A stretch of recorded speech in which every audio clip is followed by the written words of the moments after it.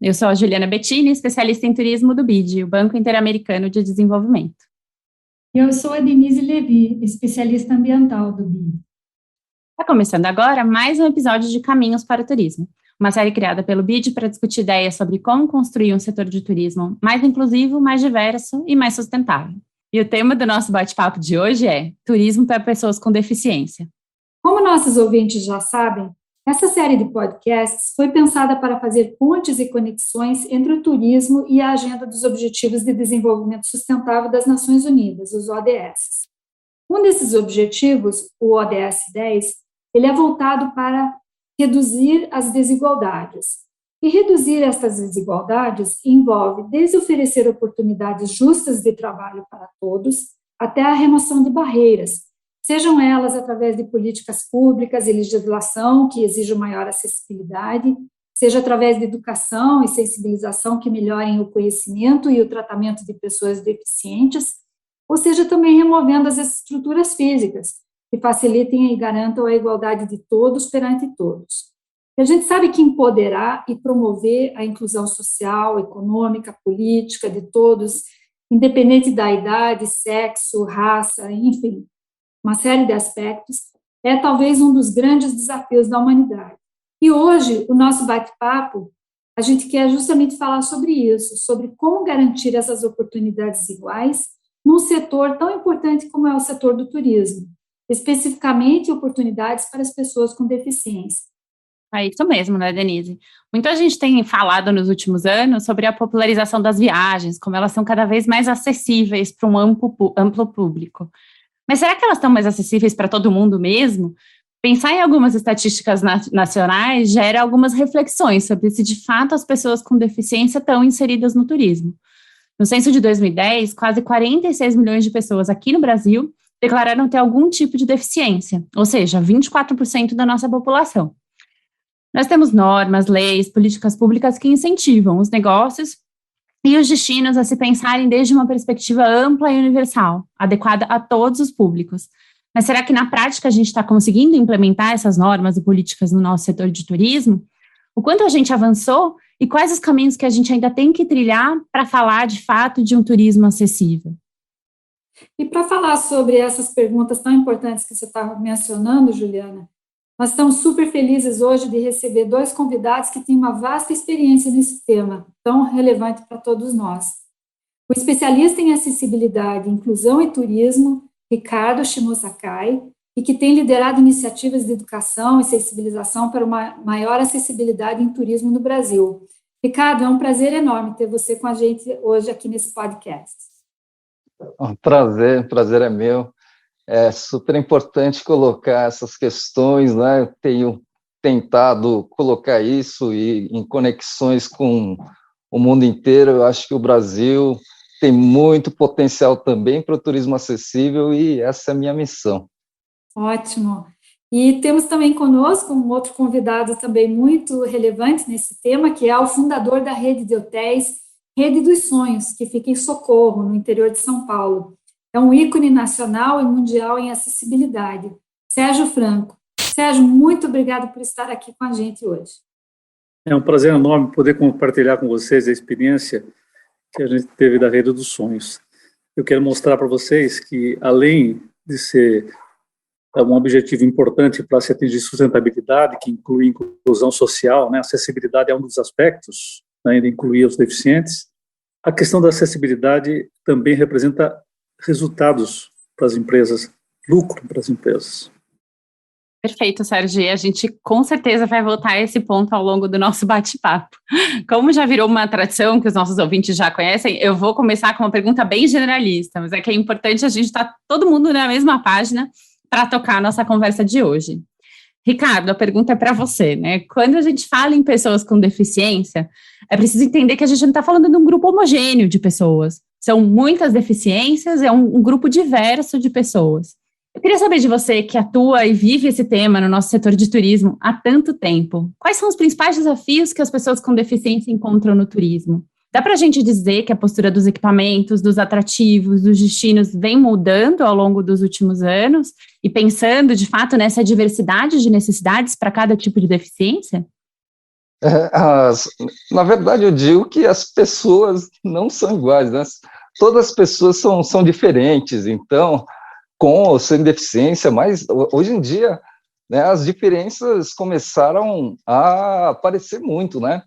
Questões de gênero, de raça, de deficiência, então, aquilo que estava muito escondido, né? Agora as pessoas começaram meio que exigir seus direitos e batalhar por essa. O pessoal costuma falar igualdade, mas não é bem igualdade, né? Uma vez que nós somos todos diferentes, mas é você ter um respeito, né? Você ter uma compreensão e saber lidar com a diferença. Mudança teve muito, né? Eu levei um tiro no sequestro relâmpago em 2001. Então, a minha lembrança de 2001, de lá para cá, já mudou muita coisa. Naquela época, nem você não via, por exemplo, vagas de estacionamento, que hoje já tem bastante, já está bastante colocada aí na sociedade, muitas coisas, né? Evoluíram. Meus colegas dizem que esse ano, por aí, o negócio começou a ter muitas mudanças, então peguei uma época de transformação. É, eu vejo assim, as pessoas precisam enxergar um pouquinho mais, né, a questão do turismo acessível. Como você falou ali, o censo, ele coloca 46 milhões de pessoas com algum tipo de deficiência, mas a Organização Mundial da Saúde, ela coloca 1 bilhão de pessoas em todo o mundo. E eu digo isso porque o turismo é o mundo.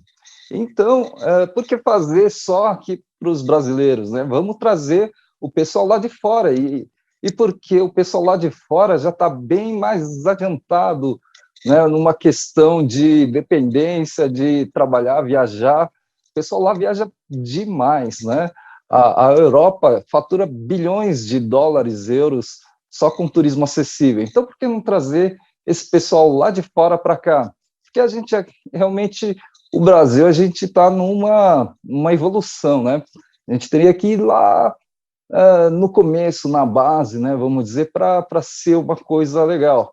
Em ter escolas inclusivas para que as pessoas possam estudar, ter uma boa formação, com uma boa formação elas terem um emprego bom, com um emprego bom ganhar um bom dinheiro para poder viajar e fazer outras coisas mais, né? Então, se a gente não dá uma arrumada na casa por inteiro, né, tentar às vezes só consertar o turismo, mas claro que tem pessoas com dinheiro, e tem pessoas que viajam muito, mas ainda a coisa está um pouco desigual. E não digo só para pessoa com deficiência, né? Está desigual para todo mundo. Tem muita injustiça, mas isso é uma característica. A gente precisava dar uma olhada em como atender, né, a todas as pessoas. São características diferentes, mas eu acho que é um pouco de falta de convivência. Eu mesmo, antes da lesão, eu não conhecia não tinha conhecido nenhuma pessoa com deficiência. Não tinha na minha família, meus amigos, na minha escola, na minha rua. Eu nunca convivi com uma pessoa com deficiência. E daí eu não saberia, eu seria um ignorante, vamos dizer assim, ignorante de não saber lidar com essa situação. Acho que botando a pessoa com deficiência na sociedade, trabalhando nas escolas, a gente vai acostumar e daí isso já não vai ser aquele negócio chocante, né? Muitas coisas, as Paralimpíadas passando aí na TV, o pessoal vai começando a ver que a gente não é um incapaz, a gente tem potencial e tem muito, né? Só para colocar como curiosidade, o Brasil, desde que participa das Paralimpíadas, ele trouxe mais medalhas, ficou em melhor colocação do que as Olimpíadas. Então, a pessoa com deficiência, se for basear por isso, é muito melhor do que aquelas que não têm. Ótimo, ótimo, Ricardo. E Sérgio, pensando nessa noção tão acertada que o Ricardo trouxe para a gente, de que realmente inclusão não é tratar todo mundo igual, é saber realmente lidar com a diferença. Então, você, do ponto de vista de empresário, né, da Rede dos Sonhos, que até, de certa forma, ainda é uma exceção e que poderia ser uma regra, né, a gente poderia estar falando com muitos mais empresários, né, fazendo as mesmas atividades que a Rede dos Sonhos, mas, enfim, pensando nessa perspectiva de que inclusão é saber lidar com a diferença, conta para a gente como, na sua experiência com a Rede dos Sonhos, você tratou essa questão de se tornar um lugar acessível, né? O que significa ser um lugar acessível? E conta para a gente também como foi esse processo todo de concepção da Rede dos Sonhos, que tem a acessibilidade praticamente como seu pilar principal. Como que vocês chegaram a entender o que significa isso, né? O que significa ser acessível, o que é preciso para ser acessível, e também os riscos que vocês assumiram para tornar isso uma realidade, não só para vocês, do ponto de vista empresarial, né, mas também para os turistas, enfim, para os usuários da Rede dos Sonhos. Ok, é um prazer enorme falar como é que começou essa história, né? Principalmente que o Ricardo está aqui, que ele participou de parte dessa história comigo. Eu trabalhei em multinacional até o início da década de 90 e resolvi sair dessa área e montei uma empresa de eventos, comecei a trabalhar com eventos, né? Dentro desses eventos, eu fiz um evento que chama Adventure Sports Fair. Esse evento era um evento de turismo, de aventura, e trazia, além da questão do turismo, todas as práticas de esportes de aventura. Quando eu saí da multinacional, foi uma coisa interessante, que eu tenho um irmão, o Zé Fernandes. Ele resolveu montar no interior, ele trabalhava numa multinacional que fazia defensivos agrícolas, ele resolveu fazer uma horta orgânica num sítio que ele tinha comprado e fazendo um trabalho também de desenvolvimento de uma agricultura mais saudável e tudo mais. E aconteceu que eu montei na época uma empresa de estudo no meio, comecei a levar escolas para lá também, né? E nessa conjunção do trabalho meu e do trabalho do meu irmão, surgiu a ideia de se criar um hotel dentro desse empreendimento para receber pessoas também. Foi aí que nós entramos na área do turismo, propriamente dito, né? Pegando os dados, nós descobrimos já, naquela época, que a quantidade de pessoas que tinham deficiência, né, em torno de 45 milhões, representava 25% da população, e que isso era um mercado enorme. Por que a gente não via esses deficientes? Porque eles não têm condição, muitas vezes, de sair de casa, o transporte não é acessível, os hotéis não são acessíveis, então eles não conseguem visitar os hotéis, e existe muito pouca gente preocupada com eles. O que aconteceu? Dentro dessa feira, surgiu a ideia de se criar um programa específico para deficientes no turismo, né? E nós começamos a fazer um trabalho para entender o que já tinha de certificação, por exemplo, nas atividades de aventura. Descobrimos que ainda tinha muito pouca coisa no mundo para isso, né? E fizemos um projeto que foi o Aventura Especial, com apoio do Ministério do Turismo. Foi uma iniciativa que surgiu dentro da Adventure, né? Mas que a gente percebeu o seguinte: para executar esse projeto, nós precisamos ter um destino que topasse fazer uma experiência de ser um destino acessível. E Socorro se prontificou a ser um campo de teste. Nós temos lá tirolesa, arvorismo, rapel, fora de estrada, caminhadas, cavalgada, charrete, rafting, boia cross, aquaride, todas são atividades que um deficiente não conseguiria nunca fazer. E não começamos um trabalho para cada uma dessas coisas desenvolver equipamentos especiais e procedimentos especiais, né? Por exemplo, para tirolesa, desenvolver uma cadeirinha que era feita a partir de uma selete de asa delta, que é uma espécie de rede, que o deficiente vai sentado de uma maneira confortável, porque as cadeirinhas normais ele não conseguiria ter estabilidade, ou deitado, né? Bom, acabamos adaptando as tirolesas, se tornaram as atividades mais importantes dentro do hotel. Começaram a atrair pessoas que não eram deficientes, porque era uma atividade completamente diferente, onde a pessoa fazia uma tirolesa deitada. Fomos adaptando os procedimentos para arvorismo. Para o rapel, também usamos essa cadeira, que era de paraglide, onde a pessoa ia sentada e qualquer paraplégico, tetraplégico, conseguiria fazer um rapel. Você imagina. Nas atividades fora de estrada, começamos a adaptar os bancos, os carros. Nas caminhadas, nós criamos vários tipos de cadeira de roda. Por exemplo, uma cadeira que tinha uma roda no central só e um lugar na frente e outro atrás que o monitor conseguiria carregar um deficiente. Depois, uma cadeira de roda para deficientes obesos. Criamos 5 tipos de cadeiras de rodas. Na cavalgada, foi uma coisa interessantíssima, porque uma pessoa tetraplégica, paraplégica, não conseguia andar no cavalo porque não tinha firmeza nas pernas. Nós fizemos uma sela de cavalo com encosto e cinto de segurança, que qualquer pessoa podia utilizar. E um lugar que era uma valeta, que o cavalo entrava embaixo e essa sela ficaria na altura de uma cadeira de roda, de modo que um cadeirante conseguia subir em cima do cavalo sem ajuda de nenhuma externa, né? E dava uma segurança enorme para ele. Isso se tornou um dos produtos importantíssimos, porque as pessoas que não eram deficientes já não queriam mais as celas normais, queriam sempre andar nas celas que eram feitas para deficientes. A charrete, por exemplo, nós criamos uma rampa de acesso para a cadeira de roda. No rafting, uma cadeira especial onde ele ia sentado com cinto de segurança dentro do rafting. No boia cross, na aqua ride, mudamos todos os procedimentos e fizemos de uma maneira que qualquer deficiente poderia também fazer as atividades. Até em umas atividades que não eram exatamente esportes de aventura, como, por exemplo, passeio do trator, nós bolamos uma rampa, uma plataforma que a pessoa com uma cadeira de roda podia subir dentro do trator. Isso facilitou a vida das pessoas que não eram deficientes, porque antigamente subir numa carroceria de trator era uma atividade um pouco insegura, né? Nós começamos a colocar dentro do hotel aqueles carrinhos elétricos para os deficientes andarem, inclusive com cadeira de roda, etc., ou usarem para andar dentro do hotel.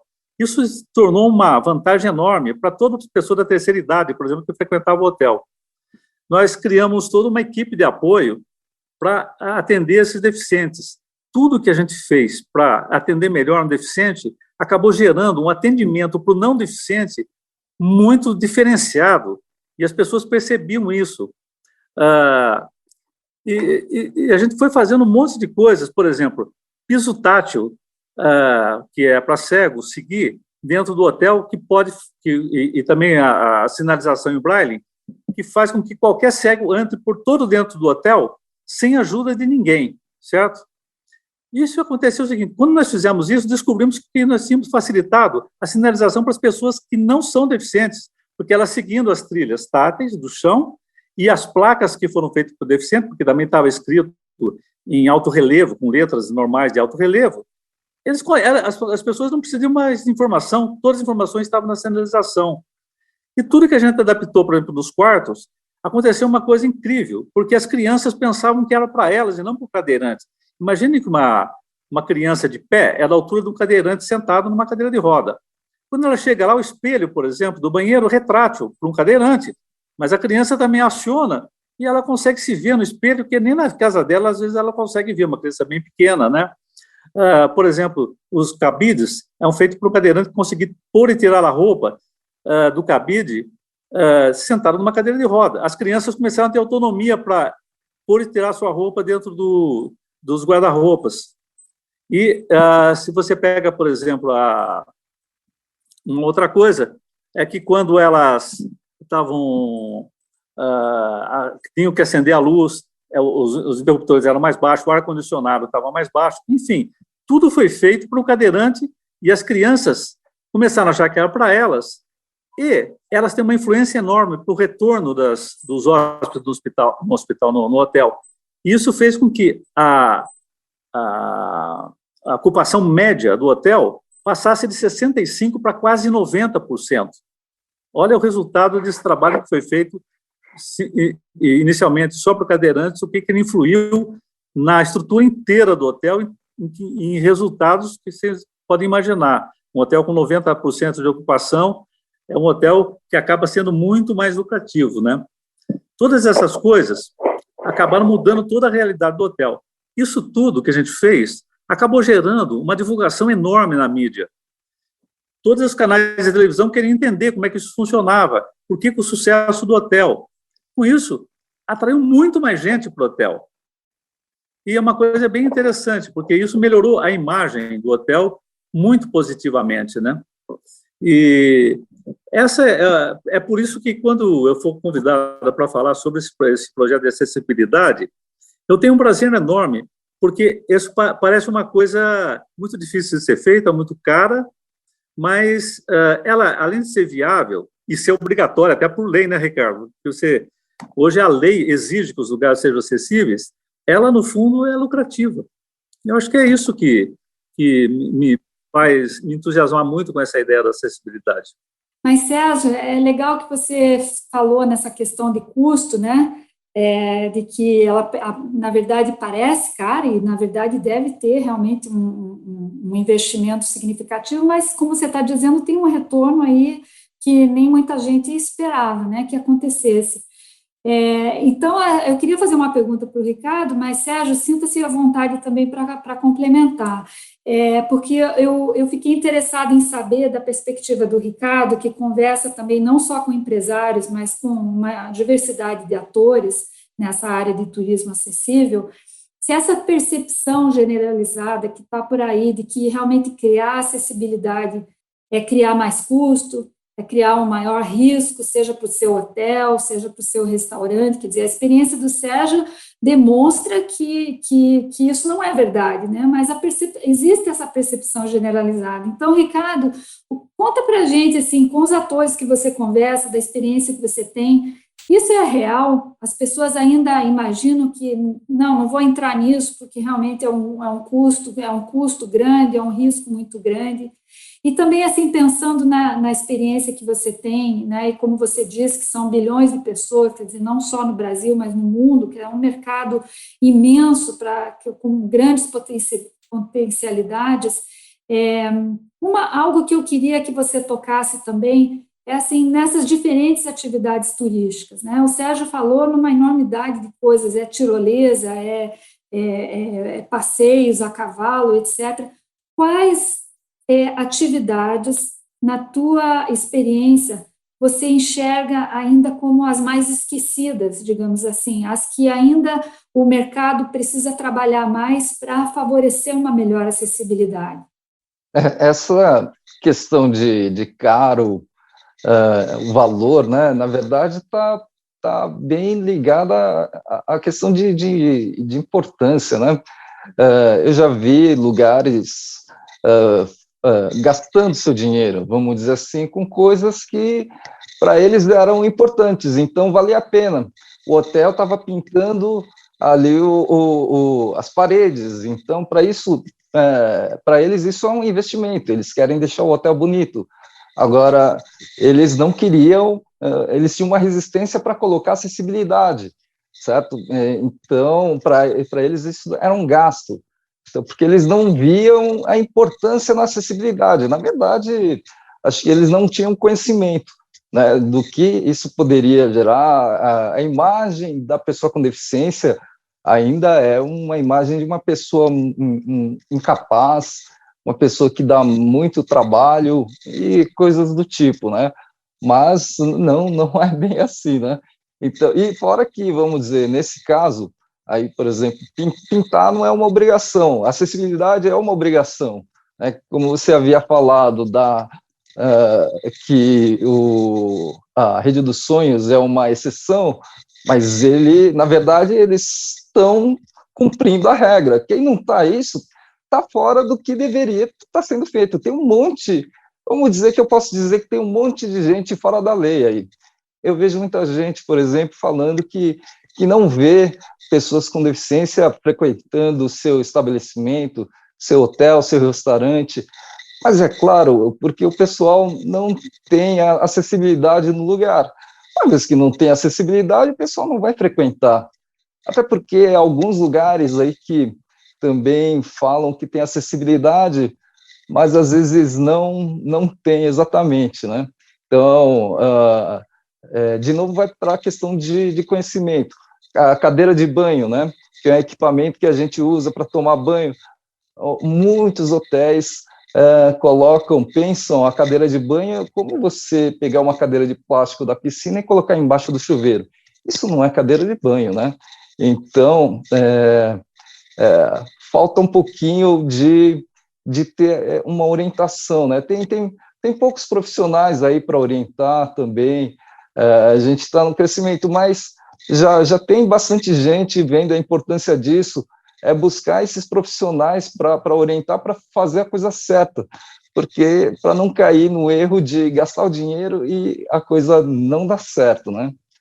Mas a acessibilidade é facilidade, e a facilidade pode ser utilizada para qualquer um.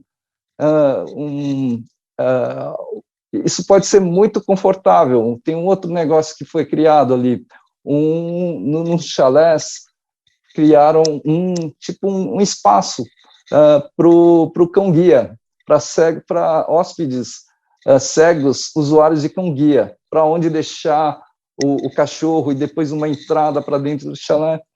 Isso pensando no cego com cão-guia. Aí, algumas pessoas viram isso no site e começaram a entrar em contato com eles. Falaram, olha, eu não sou cego e nem tenho cão-guia, mas eu tenho meu pet e que ele é o meu filho, é a minha vida. Falei, só que eu tenho muita dificuldade de viajar e eles serem aceitos. Eu posso, mesmo não sendo cego, eu não sendo cego e não tendo cão-guia, eu não posso utilizar esse chalé e levar o meu pet aí? Então, começou a atrair outro tipo de público. Né? Então, é a facilidade. É a facilidade, se a gente pensar que acessibilidade é facilidade, vamos dizer, a gente começa a Rede dos Sonhos, vamos dizer que é uma prova, um atestado disso, de que a acessibilidade faz bem a todo mundo. Exatamente. Ricardo, foi muito bem lembrada essa questão dos pets, né? Existe um mercado enorme de pessoas que têm cães, mas eles não podem levar, às vezes, para o hotel, porque o hotel quer deixar num canil. E o cão, realmente, dentro de um apartamento, ele começa a quebrar coisas, a estragar móveis, etc. E esse lugar do lado do chalé que foi feito tem um acesso para dentro do quarto. Então, e dentro do quarto tem uma espécie de aquário de vidro que a pessoa está vendo o pet, né? Então, ele se sente com o pet do lado, mas ele não tem acesso a todo o apartamento e tal. Isso trouxe uma quantidade enorme de público. E eu fiquei lembrando também, Ricardo, de outros públicos que não são exatamente deficientes, mas pessoas com mobilidade reduzida. Por exemplo, os convalescentes de acidentes. Acontece muito. A pessoa, na hora de convalescer de uma doença, de um acidente, vai para o hotel, porque lá ele tem todo o recurso de acessibilidade. As gestantes, por exemplo, têm um problema sério de acessibilidade, porque, às vezes, com aquela barriga, não conseguem entrar nos banheiros dos hotéis, que são muito, muito pequenos, às vezes, né? Existe 8% de pessoas obesas que precisam de um atendimento especial. Olha que mercado enorme. Se você pegar, por exemplo, existem 16 milhões de idosos no Brasil. É um mercado enorme. E ele precisa de um atendimento diferenciado, ele precisa de um banheiro, por exemplo, com as barras para ele segurar, para não correr risco. Ele precisa, na hora de se locomover dentro do hotel, um carrinho, por exemplo, elétrico ajuda muito na hora de fazer isso. E ele consegue, com a acessibilidade que nós fizemos para os deficientes, fazer os esportes de aventura. Nós temos clientes de 80 anos, 85 anos, até tem uma senhora, que é uma exceção, 90 anos, que faz rafting, desce de tirolesa, que é uma cliente frequente do hotel. Então, se a gente juntar aí os 45 milhões de pessoas que são deficientes, mais uns 30 milhões de pessoas que são pessoas com mobilidade reduzida, nós temos um mercado de 70 milhões de pessoas que não estão sendo atendidas pelos hotéis, pelos parques e para a maior parte de todas as atividades da sociedade, né? Tem que se pensar dessa maneira. E o sucesso da Rede dos Sonhos é exatamente porque a gente, além de, claro, com uma satisfação enorme que dá, que você poder ver que está ajudando pessoas que não teriam a possibilidade de fazer uma atividade como um esporte de aventura ou uma atividade na natureza, mas nós estamos criando essa possibilidade e mudando a vida dessas pessoas. Isso dá uma satisfação. Mas, além disso, nós demonstramos o seguinte, que nós, talvez sejamos o hotel que mais investiu em acessibilidade. E comparados com os hotéis da mesma categoria, nós somos o que tem o maior nível, o maior índice de ocupação, e por isso nós somos um dos mais lucrativos. É por isso que eu sempre falo, olha, é verdade, tem uma questão de cumprir as normas de sustentabilidade, de ter uma visão humanista em relação ao teu cliente, de poder ajudar essas pessoas que não estão sendo ajudadas, mas no fundo, lá no fundo, nós acabamos tendo um resultado financeiro, ou seja, damos um tiro numa formiga e acertamos um elefante. E por isso que a gente recebe visitas técnicas constantemente nos hotéis da Rede dos Sonhos para entender como isso funciona. E o que nós criamos agora? O Instituto Rede dos Sonhos, que é só para passar toda a tecnologia sem nenhum custo para todas as pessoas que são desse mercado, que querem aplicar as mesmas fórmulas de sucesso que nós aplicamos na Rede dos Sonhos. O Socorro fica a 120 quilômetros ao norte de São Paulo, já na divisa com Minas. Nós temos também um hotel, que é o Parque dos Sonhos, que fica na divisa com São Paulo e Minas, e temos um outro hotel que fica já no caminho para Bueno Brandão, que é já uma cidade de Minas, após a divisa, né? E esses 4 hotéis estão abertos para qualquer pessoa que queira visitar, e nós já temos pronto todo um esquema, através do Instituto Rede dos Sonhos, de visitas técnicas, com palestras. Abrimos todas as informações que nós temos para que essas pessoas possam usar todo o conhecimento que nós desenvolvemos lá. Porque, na verdade, a hora que a gente está fazendo isso, nós estamos melhorando o turismo de uma maneira geral. Por exemplo, Socorro cresceu no turismo por causa do projeto de acessibilidade. A divulgação que foi gerada quando a cidade se adaptou para o turismo sustentável, acessível, foi enorme. Todos os canais de televisão foram lá, fizeram notícias, fizeram entrevistas, todos os jornais fizeram isso. E pessoas de fora do Brasil começaram a visitar Socorro, uma pequena cidade lá do interior do estado de São Paulo, para conhecer o que era esse projeto. Ganhamos um prêmio internacional da WTM como o hotel mais sustentável do mundo. WTM é a principal feira de turismo do mundo, que acontece na Inglaterra.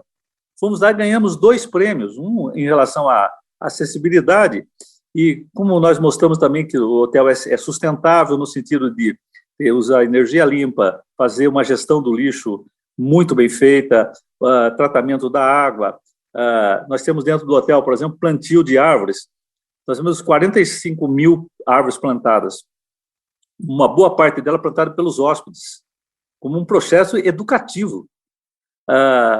No nosso sistema de reciclagem, o aluno, o filho do hóspede, pode participar fazendo brinquedos com lixo gerado pelo hotel, né?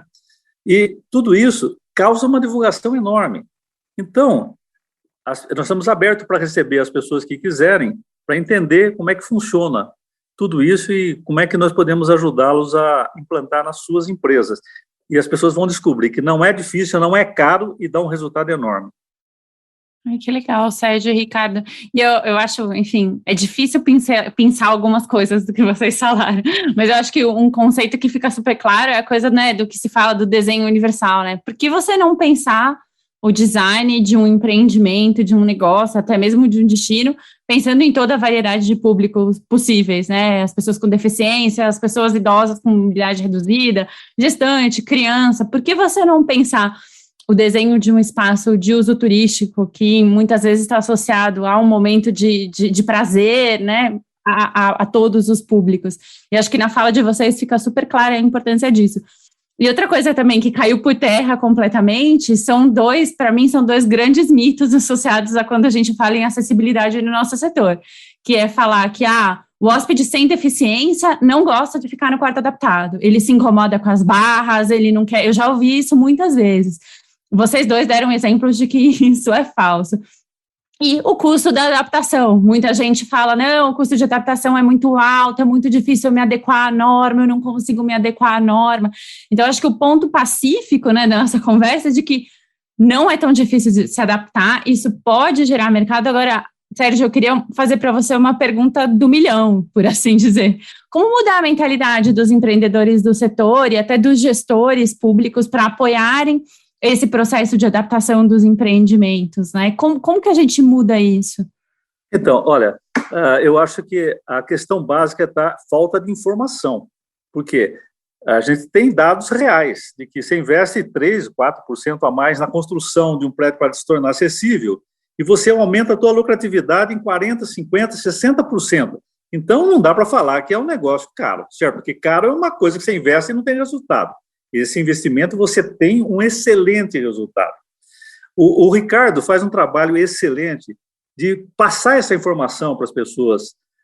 E hoje existe essa possibilidade de você buscar informação, né? O Ricardo teve um papel super importante como consultor nessa área, mostrando para as empresas como é que elas têm que fazer todo o investimento, né, para não investir em coisas que não interessam, porque às vezes a pessoa até tem uma boa intenção de querer fazer uma coisa acessível, mas investe de uma maneira errada na acessibilidade, e daí você não tem resultados, né? Eu acho que a questão é a seguinte, é buscar informações. Eu acho que esse é um ponto-chave para você já tomar a decisão de que é um diferencial estratégico fundamental ser acessível, né? E você falou bem, esse preconceito que todo mundo tem que, vou tomar um lugar acessível, adaptado, isso os hóspedes não vão gostar. Mentira. As pessoas que vão visitar a Rede dos Sonhos saem de lá emocionadas ao ver, por exemplo, um deficiente fazer um rafting, descer de um rapel a 200 metros de altura, a fazer... Você imagina o seguinte, a pessoa está fazendo uma ação que ela acha que é assim, superar todos é um exercício de superação, né? Ele está descendo uma tirolesa de 1 quilômetro de comprimento, que está a 200 metros de altura. Daí ele vê no meio da tirolesa um cadeirante descendo de rapel.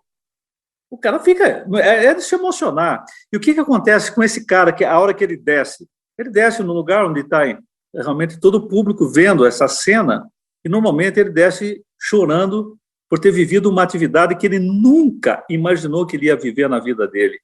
Isso você acha que é uma coisa que traz imagem negativa para o teu empreendimento? Altamente positiva. As pessoas fotografam, postam essas coisas na internet, isso gera uma divulgação enorme para o hotel. É uma coisa fantástica. Além do prazer enorme que a gente, como empreendedor, pode ter e poder estar ajudando pessoas que não conseguem encontrar essa ajuda em outros empreendimentos, tem essa questão de você gerar uma divulgação enorme para o hotel, uma imagem altamente positiva e ter resultado financeiro com isso. Então, não tem por que não fazer acessibilidade. As pessoas precisam se ambientar um pouquinho mais, começar a ter um pouquinho mais de empatia, né? As pessoas com deficiência, mas eu acredito em uma mudança, né? Às vezes eu dou exemplo, por exemplo, da comida japonesa, sashimi, o sushi. Antigamente, isso daí o pessoal achava nojento, né? Comer um peixe cru, mas hoje em dia, a comida japonesa é uma das mais consumidas que tem, e o que mudou aí? Foi a cabeça das pessoas, o peixe cru continuou o mesmo. Então, o que passou de uma coisa nojenta passou a ser a comida preferida de muita gente. E eu penso que a gente consegue fazer isso na questão da acessibilidade da pessoa com deficiência. Eu tenho ficado muito contente, vamos dizer, que era uma coisa que eu criticava, quer dizer, não só eu, outras pessoas, né? Outros colegas meus, em questões das pessoas que estão aparecendo na mídia. Não sei se é por estar bem nesse meio, eu presto bastante atenção, mas tem muitas propagandas aí que aparecem pessoas com deficiência. Negócio, mesmo que sejam flashes, tem inúmeros colegas. Isso vai te acostumando de certa forma, em você perceber que a pessoa com deficiência é uma pessoa, só que, no meu caso, por exemplo, eu ando de cadeira de rodas. Não por isso eu vou ser incapaz. Eu não posso ficar de pé e andar, mas eu posso fazer muitas outras coisas. Tem milhares de coisas no turismo, então o não poder andar vai me tirar de algumas atividades. Mas tem tantas atividades que podem ser feitas, eu não vou, vamos dizer, ficar prejudicado nessa questão. Eu não posso pedalar com os pés numa bicicleta, mas existem bicicletas adaptadas que você pedala com a mão. Tem amigos que fizeram isso fazendo o caminho de Santiago de Compostela. Tem gente que faz maratona, apareceu agora nas Paralimpíadas. Então, a gente pode fazer as coisas de uma outra forma, né? Então, ver, a gente conseguir que as pessoas enxerguem a pessoa com deficiência como um consumidor. Às vezes, algumas ações precisam ser feitas que não são a forma mais amigável, né? Através de obrigação, de cobranças, mas como, por exemplo, o pessoal fez a lei de cotas, né, para empregos, obrigando as empresas a contratarem pessoas com deficiência. Mas eu já vi várias empresas que, depois de serem forçadas, vamos dizer assim, aí elas viram o potencial que a pessoa com deficiência tinha. Negócio, no começo, bem perto ali, né? Acho que foi meu primeiro emprego depois da lesão. Eu fui trabalhar numa empresa de telemarketing. E ali foi uma ação junto com a CD e tudo mais. Ali, um dos colegas que estava junto, um grupo, eram umas 10 pessoas, ele era um tetraplégico e ele era o campeão de vendas da empresa. Ele era um tetraplégico, mas ele era o melhor da empresa. Então, as pessoas precisam tirar esse estigma de que a pessoa com deficiência é incapaz. Ela tem limitações, mas todo mundo tem limitações, certo? Então, e disso não faz da gente uma pessoa que não possa ser investida, vamos dizer assim. Tanto não pode que a gente vê aí o Parque dos Sonhos, a Rede, outro segmento que aposta forte e que tem muito retorno é o setor automobilístico. Eles também descobriram a pessoa com deficiência como um consumidor. Eles faturam muita grana também em cima da pessoa com deficiência, vendendo carros, tanto que eles adaptaram concessionários, criaram programas, anunciam em revistas, participam de eventos, eles estão em todo lugar ali, tentando puxar a gente para comprar o carro. E se for basear no número de carros que são comprados, a gente percebe que tem muita gente com dinheiro nesse país. Ricardo e Sérgio, vocês dois já pincelaram esse assunto que eu queria voltar com vocês, que é a necessidade de informação. Como informação é crucial e como a divulgação dos destinos acessíveis e dos negócios acessíveis está muito associada a essa disponibilidade de informação, né? E aí, como é importante a gente pensar no público com deficiência, não só como, ok, eu vou cumprir a cota da legislação e vou ter os meus quartos adaptados para o PCD. Não, é um público consumidor enorme. Então, é um bom negócio eu atacar esse público. E aí, Ricardo, eu queria ouvir um pouquinho de você, qual é a sua percepção sobre como aspectos associados à acessibilidade estão disponíveis ou estão presentes nas campanhas promocionais, na divulgação, na informação que os destinos deixam acessíveis. Você comentou um pouquinho lá atrás que às vezes é muito difícil de encontrar informação, né? Fora Socorro, obviamente, os destinos têm buscado essa maior inclusão nas suas campanhas ou ainda é a passinhos de formiga? Não, os destinos, os lugares informam um pouco, né? Às vezes não informam até porque não tem, mas, assim, eu presto consultorias, né? Eu faço coisas, eu coloco 4 pontos importantes para você ter na sua empresa, vamos dizer assim.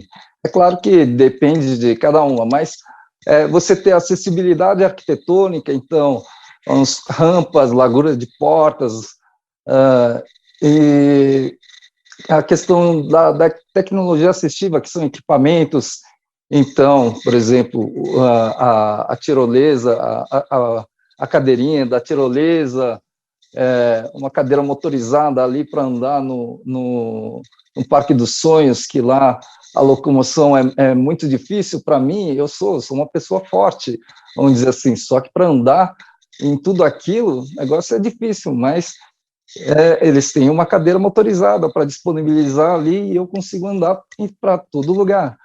Da questão do atendimento, em saber como você atender a pessoa com deficiência. Então, por exemplo, você vai receber um cego, conduz o cego até o quarto, vai mostrando, vai descrevendo, Fala ali para sua camareira, né, que tem um cego naquele quarto, porque se ela for ali e arrumar, né, o cego deixou a camiseta ali, sei lá, em cima do abajur. Se você tirar a camiseta de cima do abajur, o cego vai ficar perdido. Limpa o quarto, mas deixa as coisas no lugar, deixa a camiseta no abajur. E da questão da promoção, né, de você informar, né, assim como todo mundo faz, acho, todo mundo tem um programa de marketing na sua empresa que quer mostrar, tem que mostrar acessibilidade. Cadê no seu site as informações de acessibilidade que tem? Esse público está onde? Né? A gente tem revistas voltadas para esse público, tem eventos específicos para esse público, tem canais, tem blogueiros, tem sites aí que você vai atingir bastante esse público. Então, você saber aonde se posicionar, certo? Então, fazendo um trabalho, vendo esses pontos, você vai, pelo menos, conseguir um bom resultado. Daí, com esse bom resultado, você pega e cresce. Aí você vê que vale a pena investir e você vai fazer mais. Sim. É bom lembrar que existe uma norma, a BNT, que foi desenvolvida exatamente a partir dessas experiências, né?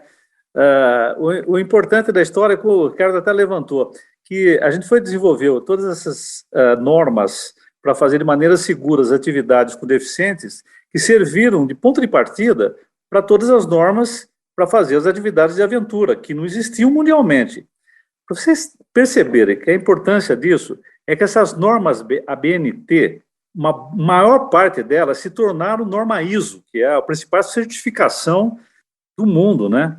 Então, a Rede dos Sonhos, por exemplo, como já tinha tudo isso já montado, foi a primeira empresa do mundo a ter uma certificação ISO de acessibilidade. Agora, tudo isso existe na lei, existe acesso a essa norma, a BNT, existe acesso à norma ISO, que são onde você... É a informação mínima, que inclusive é obrigatória por lei, que as pessoas deviam começar por aí, né? Adaptar fisicamente seus espaços, ter procedimentos para executar todas as atividades com deficiente, mas sempre tendo em mente o seguinte: tudo que ela faz para o deficiente facilita a visita das pessoas não deficientes, que são os clientes. E isso é que traz resultado enorme para a empresa. Isso é uma coisa básica que tem que ser pensada. Sérgio, você falou outro aspecto super interessante que também a gente conversou um pouquinho no nosso briefing, né, para esse podcast, que é essa questão dos desdobramentos. Quer dizer, você está dizendo que tudo que você faz para o deficiente também traz outros benefícios, né, para os não deficientes. E aí eu queria que você tocasse um pouquinho desses benefícios ou desses desdobramentos para toda a cadeia, enfim, né? Eu me lembro que você comentou também a questão dos fornecedores, quer dizer, como que isso impacta a pessoa que está fornecendo o material, o equipamento, como na própria cidade de Socorro, todo esse, digamos, esse bom exemplo e esse trabalho, esse investimento que a Rede dos Sonhos fez para poder oferecer esses serviços, também resultou numa série de outros impactos, né? Você mencionou até mesmo na cidade, na questão da sustentabilidade da cidade de Socorro, que eu tenho certeza foi um exemplo pela questão da gestão ambiental da própria rede. Então, conta para a gente esses desdobramentos e principalmente focando na questão dos fornecedores, ou seja, na cadeia do turismo mesmo. O que impactou? Por exemplo, olha, nós começamos a desenvolver, como o Ricardo falou, aquelas bicicletas adaptadas, né? Uma que pedala com a mão, outra que é um triciclo, onde o cego pode ir do lado, por exemplo, e uma pessoa vai narrando o caminho e ela vai podendo dirigir aquilo, andar de bicicleta orientada por uma pessoa que está do lado. Desenvolvemos, por exemplo, todo esse material para tirolesa, etc. Esses fornecedores, aconteceu uma coisa incrível. Os equipamentos adaptados se tornaram o principal produto da empresa. Por exemplo, a empresa que fabricou todas as bicicletas, são 21 tipos de bicicletas diferentes. Para esse projeto, que é o Aventura Especial, ela passou a vender essas bicicletas para uma quantidade enorme de hotéis no Brasil inteiro. Era uma empresa que eu conhecia a empresa, porque eu fazia a feira e eu convidei eles para participar da feira da Adventure Fair. Ele é uma empresa que trabalhava ele, o filho e mais 2 ou 3 funcionários. A última vez que eu tive na empresa, que fica em São Paulo, eles estavam com 60 funcionários e um galpão enorme, produzindo uma quantidade enorme de bicicletas. O pessoal que fazia, por exemplo, a Celete para Paraglide e para Asa Delta, e nós começamos a usar no rapel, começaram a vender essa Celete para todas as outras empresas de aventura que começaram a perceber que isso é um atendimento enorme. Virou o produto mais lucrativo das empresas, que eram nossos fornecedores. E assim vai, quer dizer, tudo que a gente desenvolveu, para fazer a aplicação desse projeto, nós temos que desenvolver os fornecedores. E desenvolvendo os fornecedores, nós colocamos na mão dele produtos que acabaram sendo os principais produtos das empresas. Uma coisa importante também é a influência que... Eu comecei a falar muito da rede de hotéis, Rede dos Sonhos, né? Mas, na verdade, a cidade de Socorro inteira acabou ganhando com isso. Por quê? Com essa ideia de tornar o destino acessível, todos os equipamentos turísticos foram adaptados. Então, por exemplo, todos os pontos turísticos da cidade hoje são acessíveis. Tem, por exemplo, uma coisa normal, que é muito visitada, que é um Cristo que tem em cima do morro que fica do lado da cidade. E as pessoas gostavam de subir lá em cima no Cristo, porque tem um mirante em cima, né? Mas era uma escada íngreme, etc. O que a prefeitura fez? Bom, se uma pessoa sem deficiência pode subir lá, um deficiente tem que subir. Então se criou do lado do Cristo um elevador que leva as pessoas até o local em cima do Cristo. É claro que todo mundo quer usar esse elevador.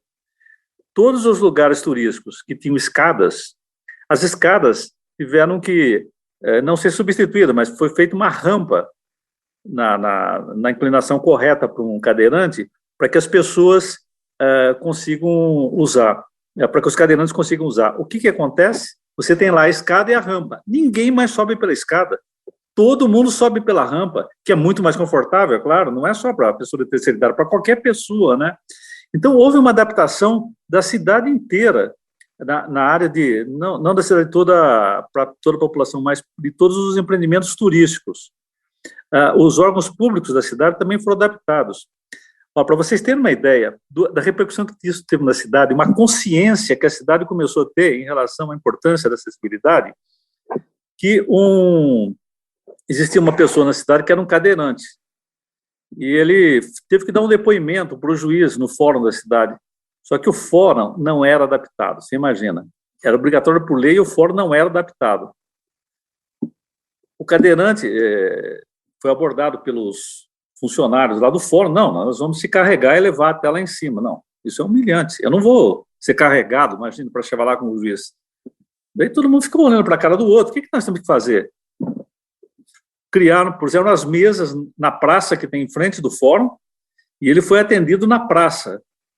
O que isso causou? Uma revolução. Imediatamente, o próprio juiz reconheceu que o problema era do fórum, não era do cadeirante, e começou uma reforma. Agora o fórum está todo reformado e adaptado por causa de uma ação dessa. Isso, a consciência dos próprios deficientes está mudando completamente.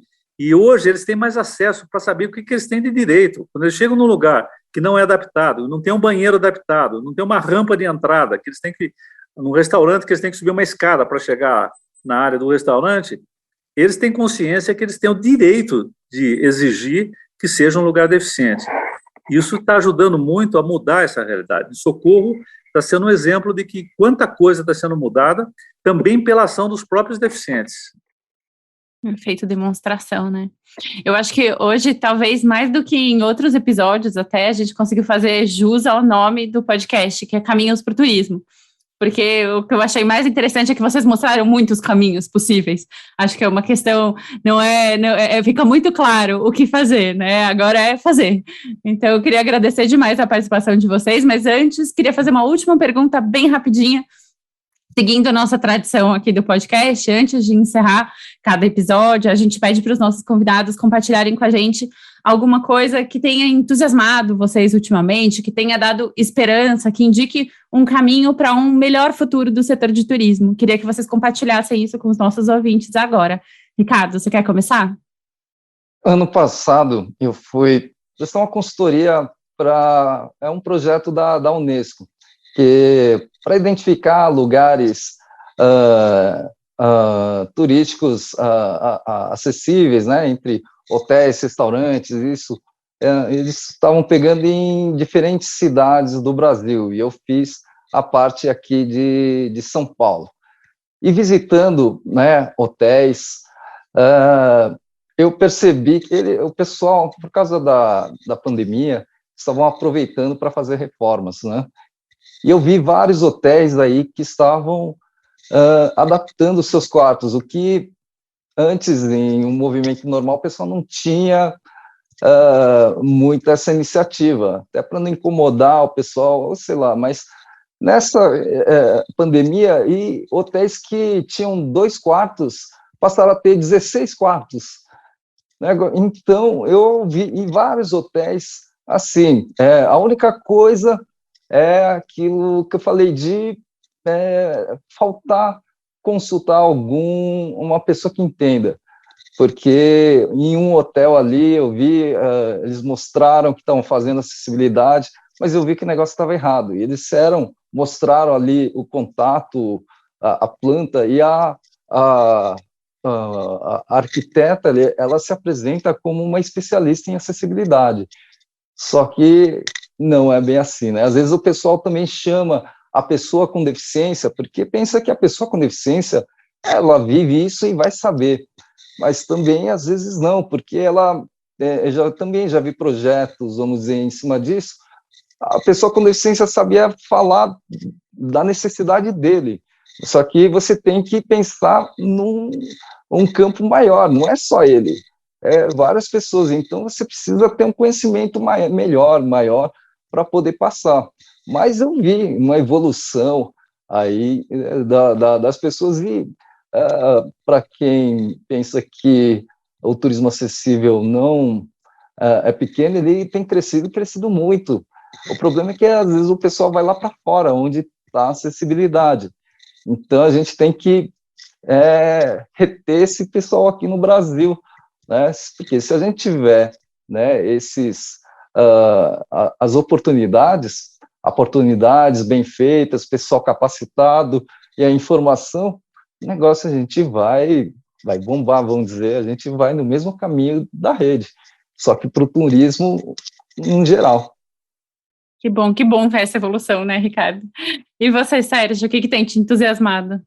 Uma coisa assim, que me emocionou muito foi que o sucesso do turismo de socorro cresceu por causa da ação dos empresários que começaram a se reunir e discutir em conjunto todas as coisas que foram feitas na área de acessibilidade e de sustentabilidade, através do Conselho Municipal de Turismo, do CONTUR, né? E uma ação junta com a prefeitura, associação comercial, etc. Isso deu um resultado enorme. E o ano passado, do ano retrasado, eles resolveram fazer um plano para a cidade de 10 anos, até 2029, quando a cidade vai completar 200 anos, né, de fundação. E, nesse plano, o que era, na verdade? Pensar que cidade nós queremos para daqui a 10 anos. E chama Socorro 2029 o projeto. E, para isso, a gente reuniu toda a população para discutir o que as pessoas queriam disso. Contratamos um consultor para verificar todos os itens de sustentabilidade que a cidade já tinha desenvolvido, e em que estágio estariam os outros que estão faltando e em que precisaria investir. A conclusão foi: nós queremos uma cidade para as pessoas. E um dos itens importantes que foi decidido foi a inclusão social, e dentro da inclusão social a questão da acessibilidade, né? E se começou a fazer um projeto para isso. As reuniões que nós marcamos, teve participação de 100, 200 pessoas nas reuniões de todas as camadas da população, opinando sobre o que eles imaginavam para o futuro. Criamos uma possibilidade de todo mundo escrever o que imaginava para Socorro daqui a 10 anos, e colocamos uma cápsula metálica, nós estamos na cápsula do tempo, e isso foi o ponto de partida para todo o planejamento. E todas as ações que nós fizemos, teve milhares de pessoas participando. Por exemplo, uma das questões de sustentabilidade era a questão do lixo. Houve uma mobilização das pessoas para tirar o lixo da natureza, para limpar o rio, etc. A primeira a ação que teve, que foi organizada assim, com 15 dias de antecedência, teve mais de 1.000 participantes saindo para as ruas e tirando lixo e discutindo a questão do lixo, né? A questão do rio, um grupo que praticava esporte de aventura no rio se reuniu e tem uma ação de limpeza do rio que está com o Ministério Público assim, em cima das pessoas que jogam lixo no rio. Por exemplo, a semana passada foi processada uma empresa que era uma fábrica de jeans que jogava produto químico no rio, e você imagina, é uma coisa difícil de acontecer essa fiscalização toda, mas a população está envolvida. Então, isso me motiva, perceber que existe uma mobilização enorme quando você simplesmente coloca esse assunto em discussão. As pessoas hoje têm muito mais consciência da importância da questão da sustentabilidade, dentro da sustentabilidade, da inclusão social e da acessibilidade. E todas elas começaram a ser fiscais, né? Isso, para mim, é uma coisa altamente motivadora, que se percebe o seguinte: quando você dá o ponto de partida para discutir essas questões, você tem adesão. Eu acho que as pessoas estão acordando para isso. E é a oportunidade. Nós estamos sendo ouvidos, provavelmente, por um monte de empresários, por pessoas ligadas a movimentos sociais e tudo mais, e elas têm que saber que é uma grande oportunidade de agora de a gente incluir a questão da acessibilidade dentro dessas discussões, e vocês podem ter certeza que isso vai ter uma aceitação enorme e que se consegue mobilizar as pessoas nesse momento, porque está todo mundo atento para um mundo melhor que tem que acontecer, principalmente com essa crise que nós estamos passando. Essa crise trouxe isso de bom, um momento para a gente refletir sobre o que nós queremos do mundo do futuro, né? E uma das megas tendências é exatamente a inclusão, é olhar para esses novos públicos, né? Quer dizer, ver o que está acontecendo hoje e que oportunidades nós temos para ajudar a resolver os problemas que existem, porque um bom negócio é aquele negócio que resolve o problema de alguém. Isso é um ponto-chave. Temos que entender esses problemas e ver como que as nossas empresas, os nossos órgãos públicos, que ações ele tem que fazer para resolver o problema, certo? No nosso caso, nós fizemos essa reflexão a respeito de acessibilidade. O que nós podemos fazer para ajudar as pessoas deficientes? Porque a hora que você consegue fazer isso, você criou um novo produto. Bom, Sérgio e Ricardo, essa conversa está super rica e a nossa vontade é realmente continuar falando por muitas mais horas com vocês. Mas a gente, infelizmente, temos que terminar aqui o nosso podcast, mas não terminamos, mas não sem deixar de agradecer imensamente a presença de vocês e todo o conhecimento e a experiência que vocês nos trouxeram e nos inspiram, na verdade, para trabalhar aí os caminhos do turismo futuro. Então, Ricardo Shimosakai, eu agradeço especialmente a tua presença como especialista em acessibilidade, inclusão e turismo, e esperamos poder conversar com você outras vezes. Obrigada por estar conosco hoje. Eu que agradeço e deixo aqui, né, as pessoas, os ouvintes, que me procurem também, que a gente bater um papo, porque e mostrar o seu negócio, quem sabe eu possa, vamos dizer, que também desmontar aquela ideia preconceituosa e mudar o seu negócio para ser algo mais inclusivo e rentável. Ótimo. Sérgio Franco, fundador da rede de hotéis Rede dos Sonhos, um ícone em acessibilidade. Foi um prazer enorme conversar com você e a gente agradece, Juliana e eu agradecemos imensamente a todo o conhecimento que você trouxe. É um prazer e até a próxima. Ok, muito obrigado, sou muito feliz. Só que eu queria fazer uma correção. Na verdade, a fundação da Rede dos Sonhos é uma ideia do meu irmão. Eu participei desde o início, claro, junto com ele e tal, mas tem que fazer jus ao trabalho excelente que o Zé Fernandes faz. Ele é um cara que é uma força de trabalho que eu nunca vi igual. Tenho uma maior admiração por ele, eu não poderia deixar de citar. Então, é outra inspiração que vocês nos trazem, aí, esse amor de irmão e trabalhando juntos por uma causa comum. Muito lindo.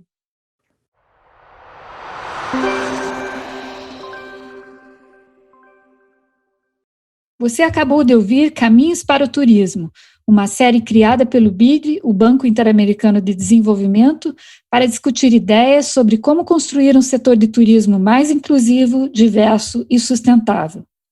Se você gostou do episódio de hoje, se inscreva para receber nossa newsletter e acompanhe nosso conteúdo em www.caminhosparoturismo.com.br. Os novos episódios sempre saem às segundas-feiras. Participe conosco dessa caminhada. Vamos à ficha técnica do Caminhos para o Turismo. Quem ajudou a fazer esse podcast? A realização é do Banco Interamericano de Desenvolvimento. Teve a apresentação e idealização minha e da Juliana Bettini. A pesquisa, curadoria e coordenação de produção da Juliana Araneda. A edição, finalização e mixagem do Danilo Gomes. A direção de arte foi do Rafael Tomazzoli, a música original do Uzi e a mentoria e roteiro do Leonardo Cassano.